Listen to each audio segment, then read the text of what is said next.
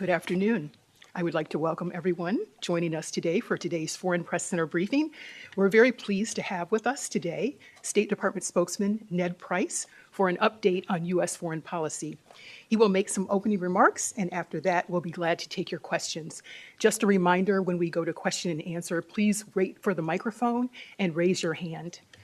Ned, thank you so much for joining us today. I'll turn it over to you. Doris, thank you very much. Thank you very much to the FPC for the invitation to be here today. There's no better way to start off the year than with a briefing here at the FPC. And of course, most importantly, many thanks to all of you. I mean that in the literal sense. Many thanks to all of you for being here. Glad to see we have such a full room. But more importantly, thanks for what it is that you do every single day. Just as the work of our domestic press is so vitally important to the health of our own democracy, your work is indispensable to countries and peoples around the world. I know that many of you, probably all of you, have colleagues around the world whose jobs entail significant risks. And all of you have colleagues who have been harassed, detained, or potentially even worse. And in some cases, some of you in this room have been victim to that as well. In many cases, that's because repressive governments and other bad actors around the world recognize just how important, just how equalizing, just how empowering your work is. It's why we constantly stand up for press freedom around the world, and it's why I especially relish the opportunity to start the year speaking to all of you this morning. So without further ado, why don't we turn to questions? I understand Carolina Chamoy from DW. Do you want to start? Thank you. Thanks, Ned. Well, it's regarding Biden's visit to Mexico. I mean, we know that the U.S. administration is always very clear about democracies, defending democracies in the world, and you just said it, also press freedom. However, I just came back from the press briefing in the White House, and they said that on the agenda, immigration is going to be the main topic, climate, economic relations. So what happens with democracy? I mean, I'm sure you know that there are some policies going on in Mexico undermining democracy there. Is that not going to be an issue? Thanks very much for the question. So as you heard from the White House, the president is looking forward to traveling to Mexico City Monday and Tuesday. He'll have an opportunity while there to engage bilaterally with our Mexican partners, with our Canadian partners, and then trilaterally in the context of the North American Leaders Summit on Tuesday. And the North American Leaders Summit is really about fostering a more competitive North American economy in an era of strategic competition. That is our top priority. Our hemispheric partners, we of course have no more important partners than Canada and Mexico. We share a broad bilateral agenda, a broad trilateral agenda when it comes to the North American Leaders Summit platform. And this opportunity will be one where the president can focus on advancing our strategic objectives for North America. We look forward to discussing all of the elements of that broad agenda, mitigating climate change, enhancing citizen security, strengthening North American competitiveness, improving public health, bolstering economic integration, supporting humane migration within the hemisphere, and advancing diversity, equity, and inclusion. Embedded within all of this are the values that we share with partners around the world, and of course that includes with our Canadian and Mexican partners. So citizen security, democracy, human rights, these are always on the agenda everywhere we go, and the broad agenda that the president will have when he speaks to his counterparts in the context of the North American Leaders Summit will be reflective of the broad set of shared values and shared interests we have with our Canadian and Mexican partners. Let's go to Omar Achi of Maghreb Arabe. Thank you, Ned. I have a question regarding the Middle East, especially the Negev Forum summit. Sorry. There is a steering committee meeting next week, if you can confirm that, and preparing for the next ministerial summit. If you can just speak up or give any details on this, and what role can you see for Morocco playing in bringing people's opportunities and development to the region and broadly to the peace process in the Middle East? Thank you. Thanks very much for the question. I'm not in a position today to confirm any future convenings, but I would expect that we'll have additional details to share before too long. As you know, in the meeting in July of the Negev Forum, the participants established the working groups focused on 6 key areas: regional security, clean energy, food and water security, health, tourism, and education. Tourism, education, and coexistence. And so these working groups seek to advance coordinated initiatives between the members of the founding members of the Negev Forum to encourage what this is all about: regional integration, cooperation, development for the benefit of the people of the region, including, of course, initiatives that could strengthen the Palestinian economy and improve the quality of lives for the Palestinian people.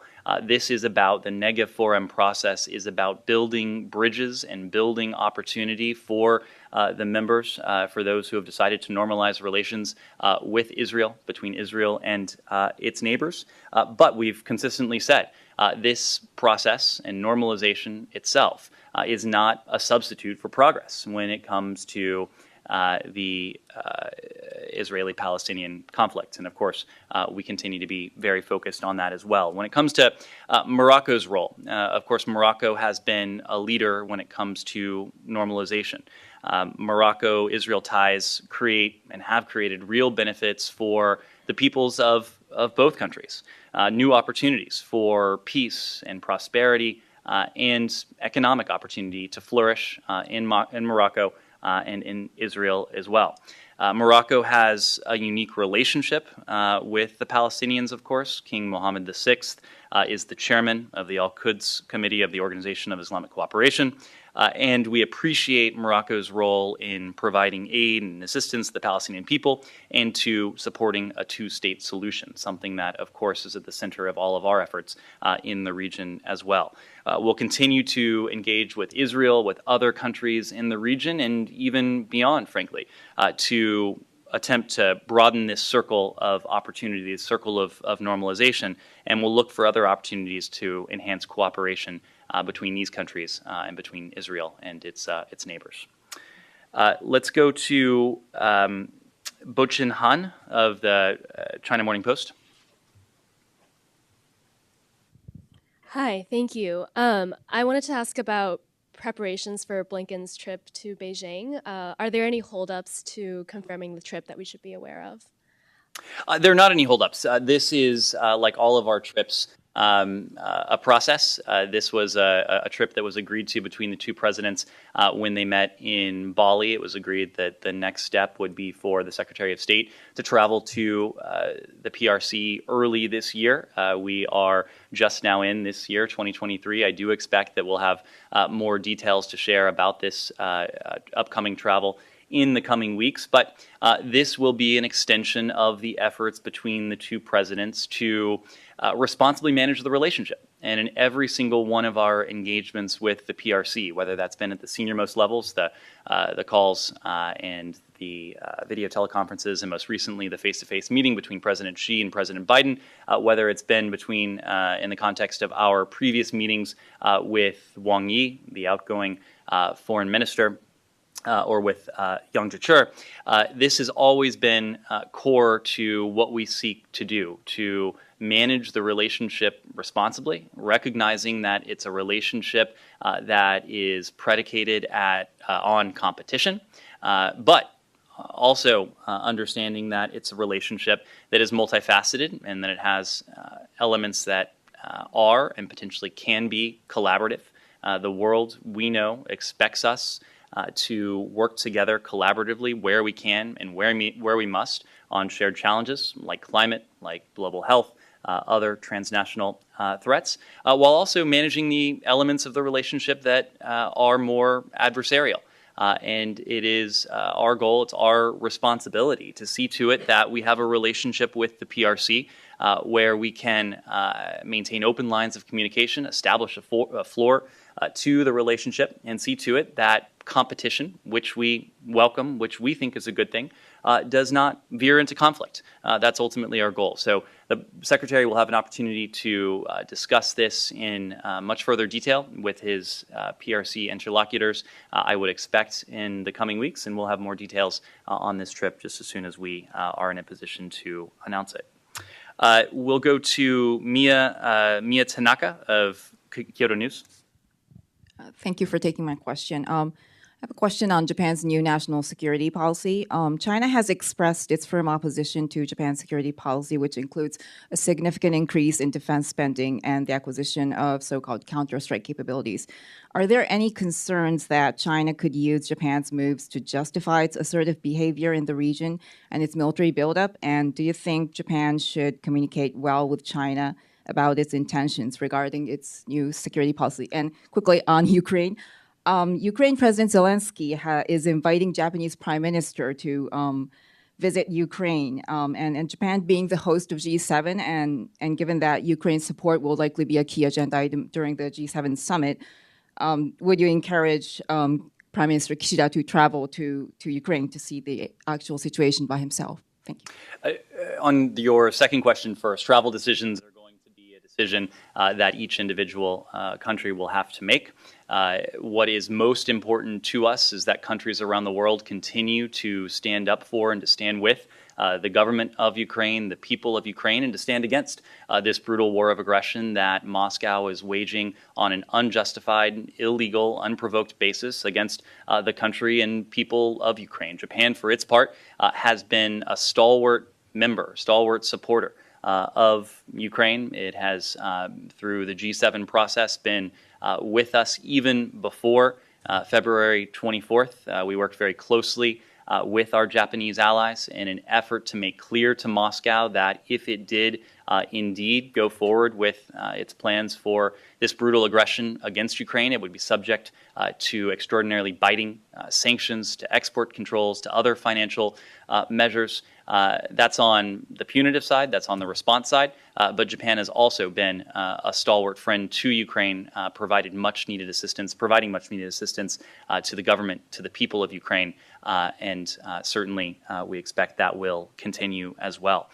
When it comes to Japan's new security strategy, the documents that it has released in recent weeks, as you know, we have heartily welcomed those. The President, the Secretary, the National Security Advisor have all welcomed those explicitly. The President laid out in our own national security strategy the fact that our alliances, our partnerships, are our most important strategic asset. And that is a fundamental recognition within Japan's new national security strategy. The recognition that these partnerships and alliances reshape the ability of our alliance with our Japanese allies to promote peace and to protect the rules-based order in the Indo-Pacific and around the world. We applaud Japan's commitment to modernize our alliance through increased investment and enhanced roles, missions, capabilities, and closer defense cooperation with the United States and other allies and partners in the Indo-Pacific and beyond. That's spelled out very clearly in these new documents. And we look forward to having an opportunity next week when the foreign minister is here, the defense minister is here, the prime minister is here, first in the consultative so-called 2+2 meeting next week between Secretary Austin, Secretary Blinken, and their Japanese counterparts, and then, of course, the summit meeting between President Biden and the Prime Minister that will take place at the White House on Friday. So we very much welcome this. We look forward to the opportunity. And the only other point I would make is that what you've heard from our Japanese allies is an effort to advance a vision of a free and open Indo-Pacific. That is the vision we share with our Japanese allies. It is a vision that we share with our allies and partners throughout the Indo-Pacific. A free and open Indo-Pacific, of course, is not a threat to anyone. What Japan has announced in its new national security doctrine should not be perceived as a threat to anyone. This is just an effort on the part of our Japanese allies to position themselves to most effectively advance that vision for a free and open Indo-Pacific, and to be positioned vis-a-vis those who have an alternative vision to our own vision. With that, why don't we go to Saruba Shukla of News Mobile? Yeah, hi, Ned. Good to see you. Good to see you. Hi, Ned. Good to see you and Happy New Year. India and the US are strategic allies, and India currently holds the chair of G20. Prime Minister Modi recently had a conversation with President Zelensky and also Russian President Putin. How would you react if India were to mediate between Russia and Ukraine and bring an end to this war? Because that's what the world needs. India and US being close partners, how would you react to this? Are you aware of any back channels happening currently as we speak? Thanks very much for the question. So on this, we are engaging very closely with all of our allies and partners around the world on the question of Russia's brutal aggression against Ukraine. Of course, that includes India. The international community firmly recognizes the need to hold Russia to account for the atrocities that it's committed and that its forces are committing in Ukraine. Russia's war has affected not only Ukraine, as important as Ukraine is, and this conflict, this war that Russia is perpetrating against Ukraine is, this is much bigger in a sense. It has affected countries around the world in any number of ways. Foreign Minister Jaishankar stated during his November visit to Moscow that this war, in the aftermath of 2 years of the COVID pandemic, has caused significant economic pain, particularly to developing countries. We've also have seen a spike in food prices, a spike in energy prices, upwards in pressure on inflation around the world. All of these are exacerbated by Russia's illegal, unprovoked war against Ukraine. We have been in regular, close contact with India regarding what we can do to hold Russia accountable and to impose additional costs on Russia for its war. We may not always share precisely the same policy approaches, but we both share a commitment to upholding a rules-based international order that respects territorial integrity and sovereignty. That is at the heart of our global strategic partnership with India. It is at the heart of what we seek to do with the Quad, with the other bilateral and multilateral work we do with our Indian partners. We agree very much with India that the restoration of an enduring peace in Ukraine is essential. This is the same message that President Zelensky himself has issued. During the G20, he spoke to the assembled world leaders, laid out his vision for a just peace. This is something that we very much welcome. We do welcome India's support for the people of Ukraine. India has provided humanitarian assistance and calls by India for an immediate end to Russia's brutal war against Ukraine. We also very much agree with Prime Minister Modi's assertion that today's era is not an era of war. Of course, that was a comment that was echoed at the G20. We've heard that comment at the UN as well. And we do believe that countries like India, countries that have a relationship with Russia and with Ukraine, may be in a position to help bring about dialogue and diplomacy that could one day put an end to this war. I say one day, and I put this in the conditional, because there is one country that, of course, has demonstrated no willingness to put an end to this war, to end the brutal aggression, and that, of course, is Russia. Even in the context of recent discussions, we took note of the Kremlin statement that the Kremlin is willing to engage in dialogue, but only if the new territorial realities are recognized. That is as clear a sign as any that Moscow has no genuine appetite to engage in dialogue and diplomacy that will lead to a just and durable peace.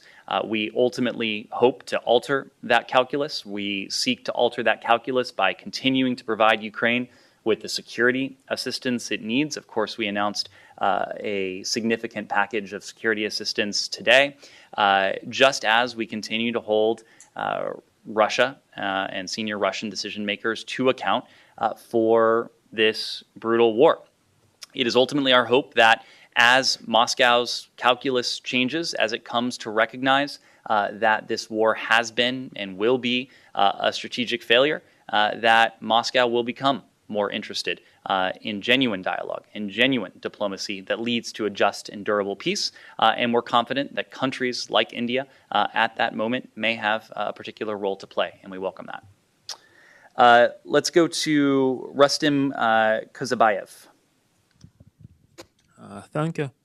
My question exists the opinion that after withdrawal of Western troops from Afghanistan, Central Asia region is losing their importance in the foreign policy of the United States. And I want to ask, what will be the key directions of the United States foreign policy in the Central Asia in this year? Thank you. Thank you very much. To your question, we remain deeply invested in Central Asia. We remain deeply engaged with our Central Asian partners. In fact, we strive to be a steadfast partner to the countries in the Central Asian region.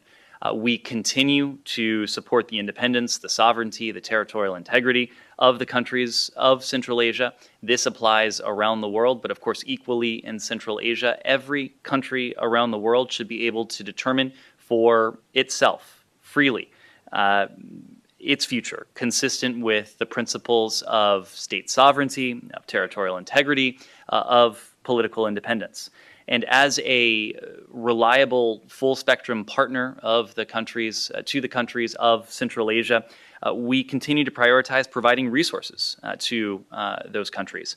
Recent examples of that include the $25 million to support a 21st century workforce, to expand new trade routes, and to enhance the private sector within the region that we announced fairly recently. We launched the C5+1 diplomatic platform over 7 years ago now, because Central Asia is at its strongest when governments collectively address both regional and global challenges, and that platform has been core to that. Now more than ever, we are pursuing C5+1 collaboration that leads to more impactful and sustainable solutions for the region and beyond. Cooperation with and among the governments and the peoples of Central Asia is a cornerstone, we believe, to advancing a prosperous, a stable, democratic, and secure Central Asia. And that's really at the heart of our approach to the region. We collaborate and cooperate with these partners on many regional and bilateral programs, including through the C5+1, but not only limited to the C5+1. There are a broad array of issues, business and economic ties, professional exchanges, education and English language, health, non-proliferation and security, building the capacity of independent civil society, independent organizations and media, enhancing regional trade, energy security, among the many areas of other areas of collaboration with these partners, and that will certainly continue. Ned, will you take questions from outside? Yes. Well, and then I'll go to Igor Naimushin of RIA Novosti. Hello, Mr. Price. Thank you for participating. So my question is regarding new U.S. ambassador in Moscow. So what shall we expect when Lynn Tracy will start her duty in Moscow? Regarding U.S.-Russian relations, what are the plans for the embassy? Are there any plans to restart visa relations? And speaking more broadly, what can you say about current irritants in U.S.-Russian relations? Could you highlight the list of them and share it with us, please? Thank you. I'll start by saying that's a very long list, but let me begin with Ambassador Tracy. Of course, as you know, Ambassador Tracy was just confirmed late last year by the U.S. Senate to take on her role as the U.S. ambassador in Russia. She is one of our most experienced and respected career diplomats. She has over 25 years of public service, including most recently serving as our ambassador in Armenia. But she's also one of our foremost experts when it comes to the Russian Federation and the region. Part of that owes to her previous service as Deputy Chief of Mission in Moscow. That gives her unique and relevant experience for navigating what is, I think, fair to say, one of the most difficult periods in our bilateral relations. Her focus will be to provide leadership to the embassy to maintain this bilateral relationship in a period of extraordinarily heightened tensions, and to work with the Russian government to improve staffing at the U.S. Embassy platform so that our embassy can perform basic functions like potentially even visa issuance. When it comes to visa services, our inability to provide visa services in Russia is due to actions by the Russian government. In April of 2021, the Russian government made it illegal for our embassy in Moscow to employ both Russian nationals and third country nationals. That determination alone meant that we had to separate over 180 employees. Many of those employees were previously in our consular section where that visa processing takes place. These cuts greatly affected our operations across the board. They impeded our ability to provide visa services. They constrained our ability to engage with the Russian government and the Russian people. We believe it's in the interests of both of our countries, in the United States and in Russia, to have fully effective, functioning missions in our respective countries, including the ability to provide visa services. Our inability to do that, again, is a function of the onerous and unfair restrictions that the Russian Federation has placed on us. In terms of the irritants in the relationship, we've already talked about a couple. I will just add one more, and of course, it is the one that is known to all of you. It is Russia's brutal war against Ukraine. The fact is that we made no bones about the fact that the United States would take certain steps if Russia went forward with its plan to wage an unprovoked, illegal, unjustified war against Ukraine. We said we would do three things. We said we would support the Ukrainian government with massive amounts of security assistance, nearly $25 billion since the start of this administration. We said we would hold the Russian government to account. We've done that as well with sanctions, with export controls, with other financial and economic measures.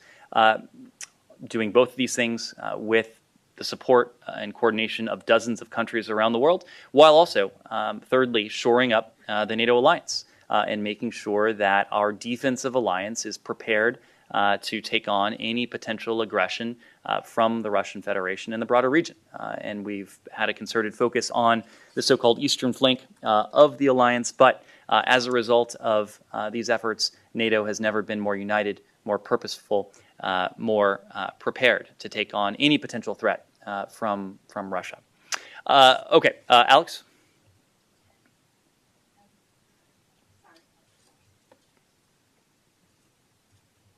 Thank you so much, Ned. Welcome to the Foreign Press Center. Great to see you. I have a general question on U.S. foreign policy, but before that, just starting from the news of the day, you mentioned more than $3 billion, 3.75 to Ukraine and its partners, or U.S. partners in the region. I know that the DOD had its own saying, so they broke down $3 billion portion of it. My question is about $682 million that the DOS will oversee. Do you have the list of those countries? Most precisely, I'm most interested in Georgia, Moldova, Azerbaijan, Armenia, because the definition in this list is you define them as those impacted by Russia's war. I have another question after that. Sure. Do you want to ask your second question? Thanks so much. Good. I was wondering how much Ukrainian war impacted U.S. foreign policy agenda in terms of shaping your approach to frozen conflicts. You have been describing it for day in, day out in another building. But my question is, now that we know why Russia is freezing those conflicts for a reason, and it became abundantly clear that Russia wants to keep its influence in Georgia, Azerbaijan, Moldova, and others. I was wondering, moving forward, if you will be the State Department is considering to take another look at those countries? Thank you so much. Great. Thanks. So first, Alex, on your first question, yes, we did announce a massive security assistance package today, $3.75 billion in new military assistance to Ukraine. That includes $2.85 billion in additional arms and equipment to Ukraine under our drawdown authority, the so-called Presidential Drawdown Authority. This is the 29th time that we have issued presidential drawdown, but there also is foreign military financing packages involved in this. This is funding that is not for the immediate needs of Ukraine or its neighbors, but for the longer-term resilience and longer-term defensive capabilities of these countries. Some of this FMF financing did go to Ukraine. $225 million in FMF financing did go to Ukraine today for its longer-term security needs. But as you referenced, there was an additional dispatch of $682 million in foreign military financing for regional partners and allies on NATO's eastern flank to incentivize and to help them backfill the important donations that they've made to the security assistance needs of the Ukrainian government and the Ukrainian people. If we have a full breakdown of that $682 million and the extent at which it went to particular countries, we'll provide that to you. But again, these were to our allies and partners, including to NATO allies on the eastern flank. To your question on frozen conflicts, we are, of course, cognizant of the fact that frozen conflicts, in some cases, Moscow has sought to use frozen conflicts and to freeze conflicts in place and to use that to its own strategic advantage. We've seen this in the course of several previous conflicts, several current frozen conflicts.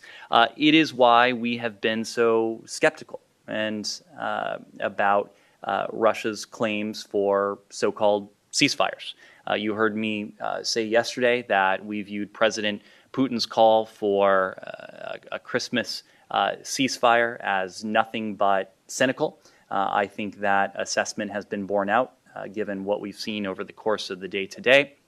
But we believe that our cynicism, we believe that our skepticism is warranted because of what we've seen from Russia over the course of this conflict. Previously, in the earliest days of the conflict, when Russia would call for so-called humanitarian ceasefires in places like Mariupol, we would see those immediately violated. We also know that there may be an ulterior motive in calling for a ceasefire like the one that we've heard from President Putin in recent days. It is our concern that Moscow would seek to use any potential pause in fighting to refit, to regroup, and ultimately to reattack with more vengeance, with more brutality, with even more lethality. It is not our goal to see Moscow be able to regroup and to reposition its forces just to re-engage in an even more brutal fashion against the people of Ukraine.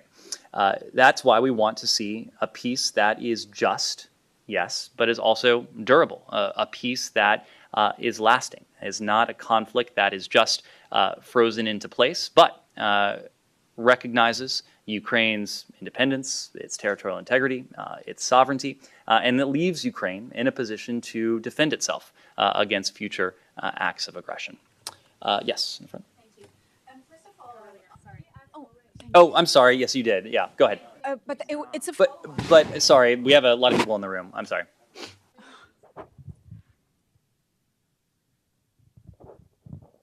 Thank you, Ned. My question is on Africa, of course. We have been seeing a new wave of contaminations of COVID-19 spreading. And this, of course, worries many nations, including African nations that are trying until today vaccinating their people. So the U.S. have been a front line when it comes to donating vaccines to many countries. But the case of Equatorial Guinea is quietly unacceptable because this country is not asking for donation from the United States. They actually paid millions of dollars for vaccines. But until today, those vaccines have not yet been sent to Equatorial Guinea. So last time I asked the National Security Advisor advisor, Jake Sullivan, about those vaccines, and he mentioned that there would be a meeting between the U.S. government and a delegation from Equatorial Guinea. But until today, we have not heard from the U.S. government about those vaccines. I've asked the White House, the National Security, and now the State Department. Can you please give us an update what is really going on with those vaccines? Because the people in Equatorial Guinea are waiting for those vaccines. And with this new spread of contamination, they more than ever need those vaccines that are already paid from the government of Equatorial Guinea. Any update on that, please? Understand. I'm not in a position to offer an update on those specific vaccines. I'll see if there's anything that we can provide you today on that specific case. But the broader point remains that the United States has been and stands ready to continue to be the world's leading provider of vaccines to countries and to people around the world without any political strings attached. We've already donated hundreds of millions of vaccines bilaterally, but also through the COVAX instrument. With that, we have been able to vaccinate a large share of the world's population, and we stand ready to continue to offer vaccines to countries around the world. But if there's anything we can offer on this particular vaccine batch, we'll get back to you. Yes. Thank you very much. Thank you very much. Munzer Sulaiman, Al Mayadeen Network, based in Beirut, Lebanon. My question about U.S. policy toward Lebanon. As you know, the Lebanese has not yet agreed on electing president, and some people are comparing what's happening now with the House here in the United States. But in any case, what is the American policy toward electing a new president, and there is any efforts in that toward that goal, and what kind of effort is being waged? The other part of the question is the United States, through the embassy in Lebanon, promised a long time ago to assist Lebanon who facing a very painful economic situation, that they will facilitate the gas and electricity from Egypt and Jordan through Syria to Lebanon. That will require exemption from sanction. And the United States has offered exemption to many states that facing some economic difficulties. Why the United States is not granting that exemption to Lebanon? Thank you. Sure. So on your first question on government formation, we've repeatedly stressed this, but it is up to the Lebanese parliament to determine the next president in accordance with the demands of the Lebanese people. And these are people who, as you know, continue to face a number of significant challenges and crises. We call on Lebanon's leaders to quickly select a president and to subsequently form a government. The Lebanese people deserve political leadership willing to put the interests of the country first, and a government able and willing to implement long overdue reforms critical to unlocking that crucial international support. And that international support, I think, gets to the second part of your question. They're interrelated because Lebanon needs a government that's responsive to its people, but it also needs a government that is in a position to put the interests of the country first, to take decisions, including potentially tough decisions, that would allow the international community, international financial institutions, and others to continue to be in a position to support the Lebanese people as they have for so long now. When it comes to energy needs, the energy crisis needs a long-term solution. And the proposed regional gas deals with Egypt, with Jordan as well, we view these as an important step.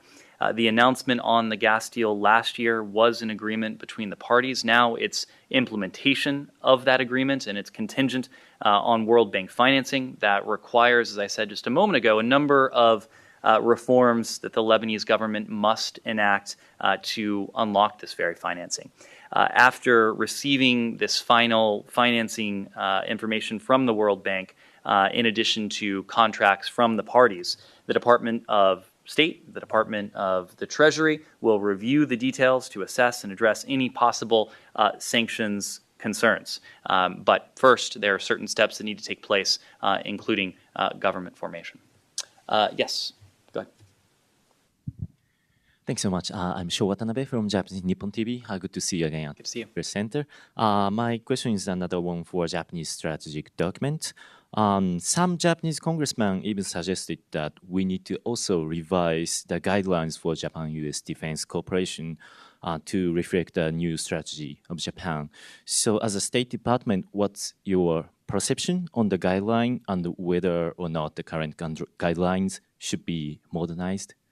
We do not have a position on that. That is a question for the Japanese government, so I would leave it with that. Yes, let me, Pearl, go ahead. Ned, thanks. I've got a question on American foreign policy conduct that you've come to talk to us today about, and then also news of the day. So on FP conduct, I'm glad that you brought up the issue of press freedom at the top, and I appreciate all of your comments regarding that. So to try to thread the needle for example, our rural audiences all across the continent of Africa, Africa will face numerous countries that will be having elections. And at the end of the U.S.-Africa Leaders Summit, President Biden dedicated a tranche of money, which he said is going to work with Congress on, towards elections. So you've got Benin has got an election this Sunday. You've got Sierra Leone, Zimbabwe, a number of different countries, including Nigeria.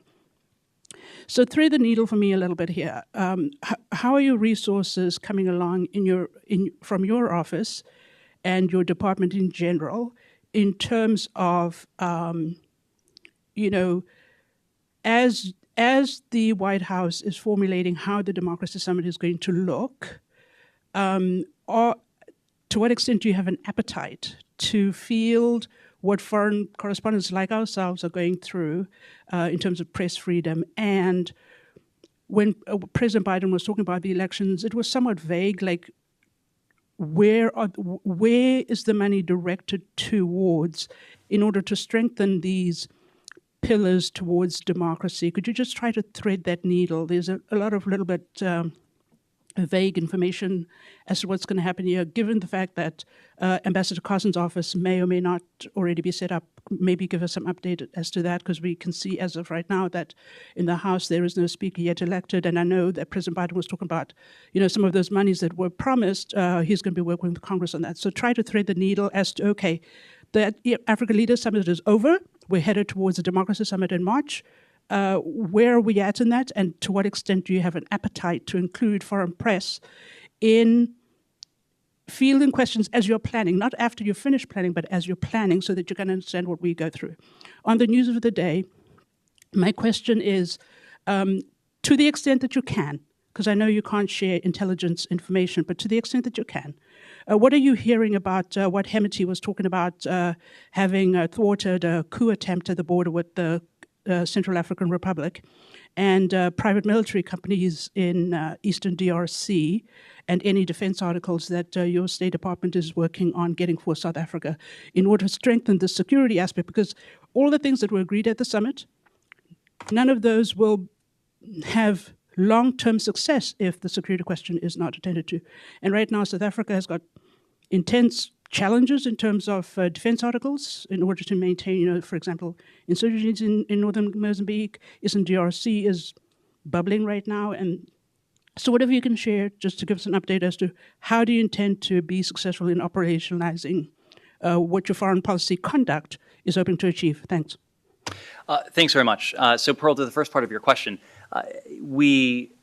first of all, let me take a step back. And the point of the Africa Leaders Summit was to invite our African partners to the United States to make clear our approach to the continent, to first make clear that we're all in on Africa. We realize that the future is in large part going to be written by African countries, by the African people, especially given the growth dynamics, the population dynamics, the demographic dynamics that we see and will see on the continent for the coming years. And I think you saw a focus on everything that the United States can bring to the table when it comes to that partnership with the continent. It's not only government-to-government relationships, but it's the private sector, it's NGOs, it's independent organizations, it's people-to-people ties, it's media as well. As part of that, you're referring to the $55 billion that the president announced that we seek to invest in Africa over the next 3 years across a wide variety of issue areas. That includes democracy, it includes governance, it includes education, peace and security, food, public health, trade, investment, economic growth, and humanitarian assistance.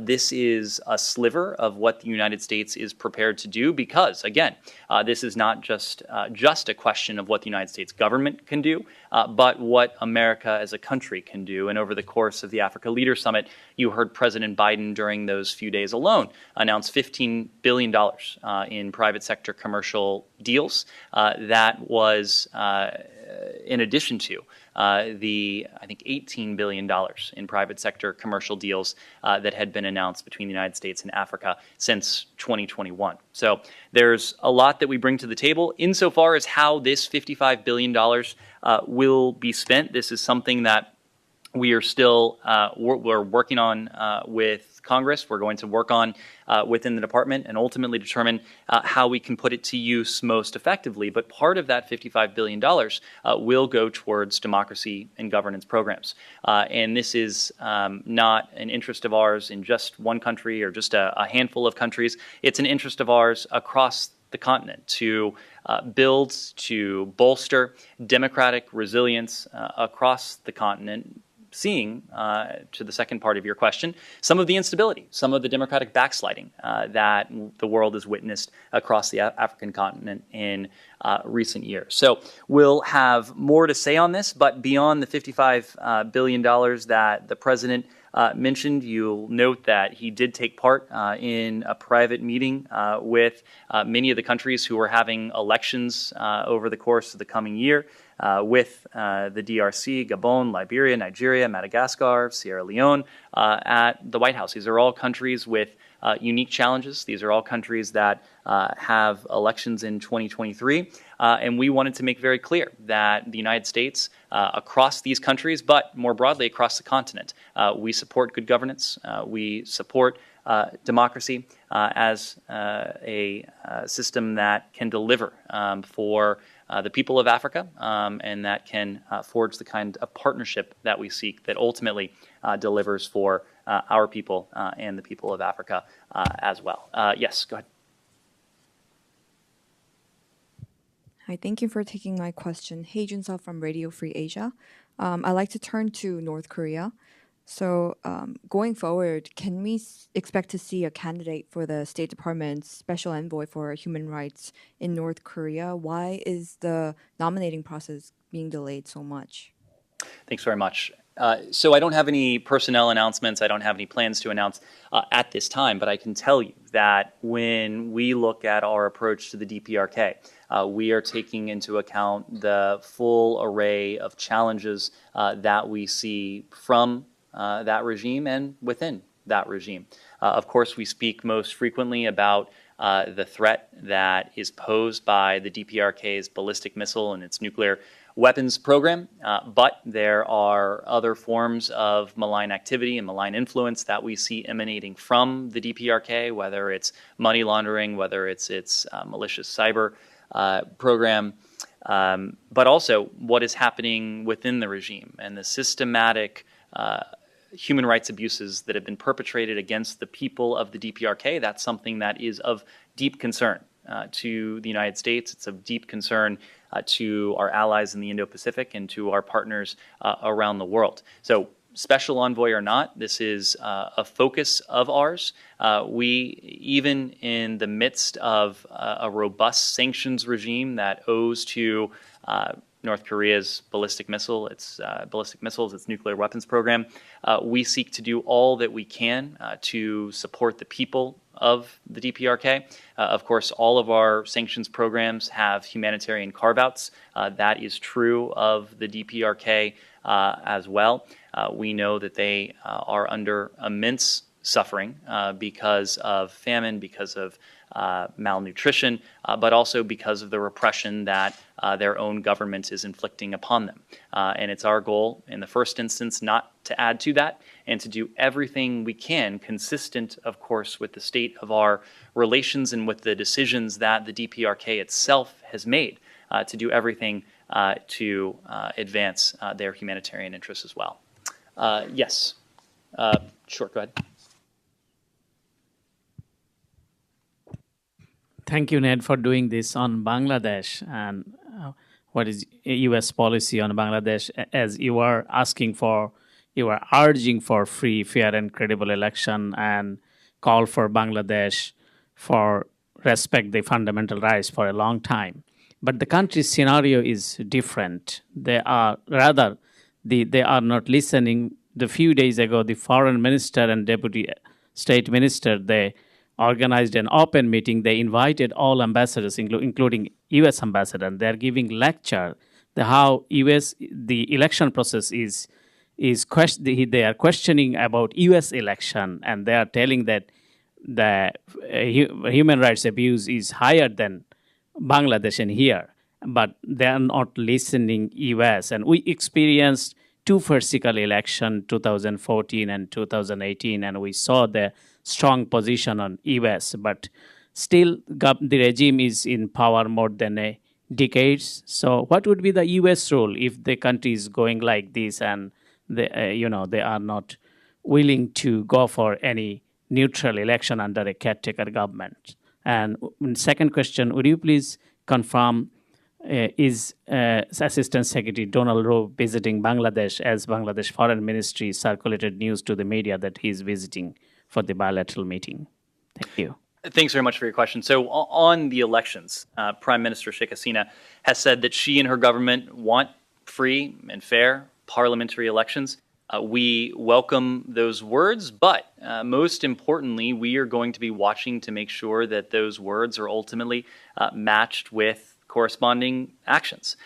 We look forward to better understanding how the government will work to ensure that these elections are carried out the way they should be. That is, in a manner that is genuine, transparent, and peaceful. The next parliamentary elections are still some time away, but we support constructive actions Bangladesh can take ahead of the polls to carry out a genuine electoral process. We're, of course, concerned every time, anywhere, we hear of violence, of harassment, of intimidation, of politicians, of independent voices, of opposition party members. That, of course, is the case in Bangladesh. When we see it and when we have seen it in Bangladesh, we've had private conversations with the government to register our concerns. Our ambassador in Bangladesh is doing an extraordinary job, not only representing the United States, but also standing up for the values that are really at the core of our approach to foreign policy, to human rights, to democracy, to a vision that is free and open. And that's something that he will continue to do. Yes, in the back, in the last row. Thank you. This is Yijin from Gyeongyang Daily News. And White House announced that when the U.S. and Japan leaders meet next week, they will be discussing, one of the agendas will be strengthening trilateral security cooperation between Japan, U.S., and RK. Could you elaborate on what specific areas of discussion will be? And would it be going beyond information sharing and joint exercises?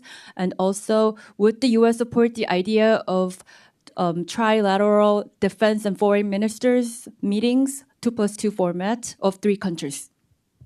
Thanks very much. So, of course, we have an ironclad relationship with our Japanese allies that will be on full display next week when we have a 2+2 format with our Japanese allies and when the President and Prime Minister convene at the White House on Friday. The bilateral relationship we have with Japan is indispensable to our shared vision of a free and open Indo-Pacific.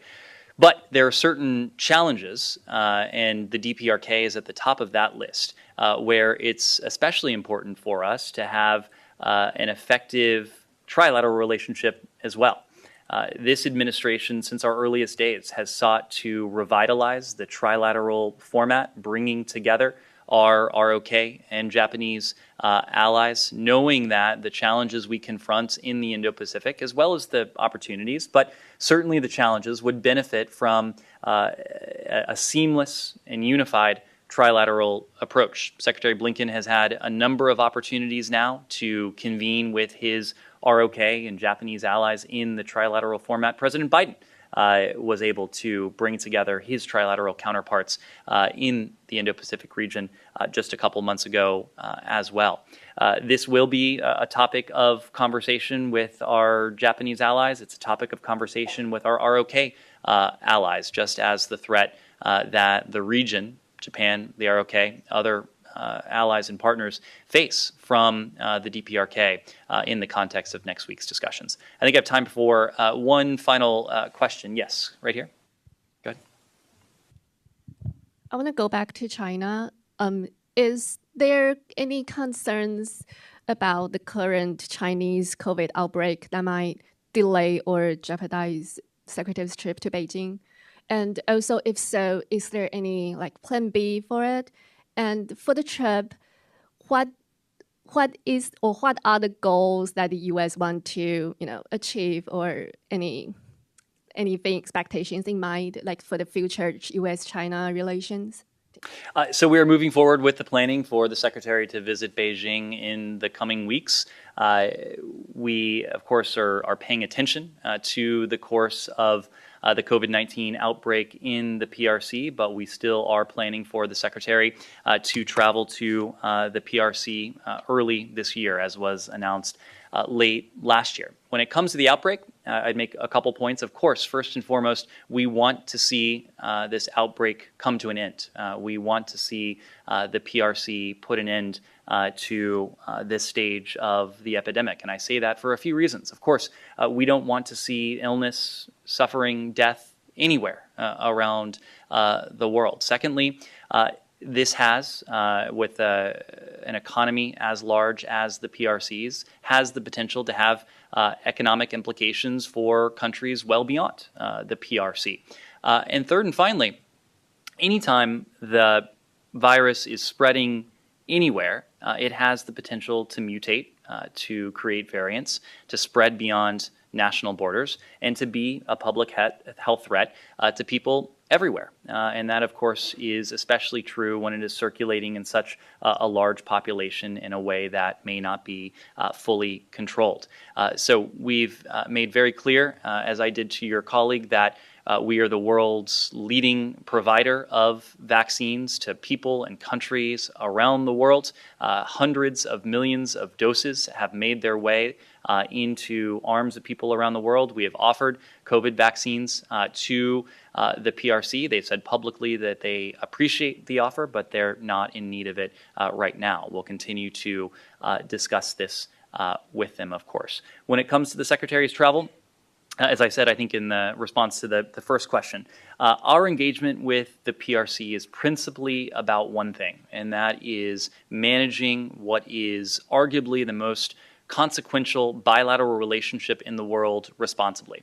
And so the Secretary is going to be in a position to discuss the full range of issues that are on the table in that relationship, those areas of competition. I would expect that much of the discussion, if not most of the discussion, will be focused on these areas of competition.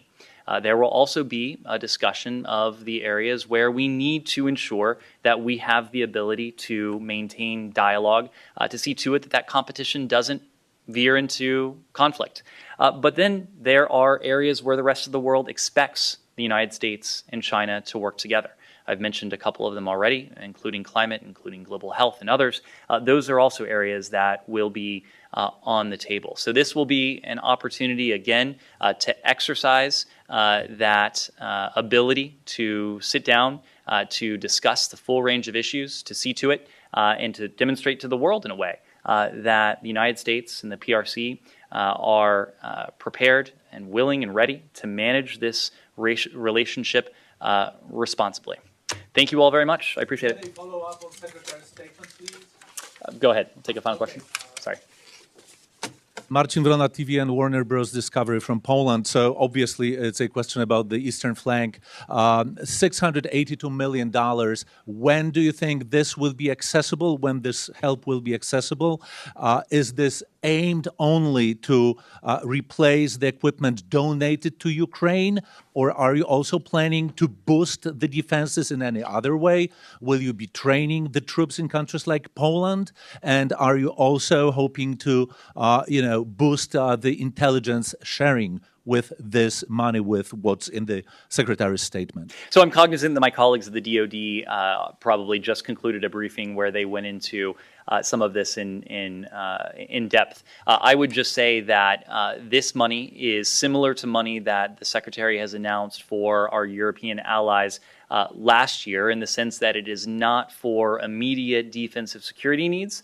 This is to enhance long-term defensive resilience.